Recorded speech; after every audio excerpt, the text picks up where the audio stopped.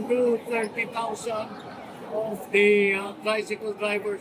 Susunod ang jeepney driver, and then yung TNBS ang susunod after that. So, medyo kasi our records are not, hindi kompleto ang record natin sa TNBS.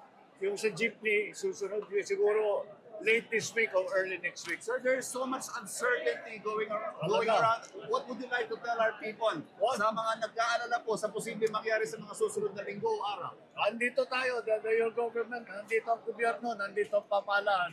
At talagang binabantayan natin kung ano mga bagong pangyayari, kung ano pang darating para naman matiyak na patuloy na makakapaghanap buhay ang ating mga kababayan at patuloy na makapasok sa trabaho yung ating mga commuter at patuloy lang at hindi naman masyadong maging problema itong nangyari nga sa yung gera sa Middle East at asahan po ninyo na kami po ay nakapantay at nakakapag-aalalay sa lahat ng ating mga kababayan. Thank you. Thank you, sir. Thank you.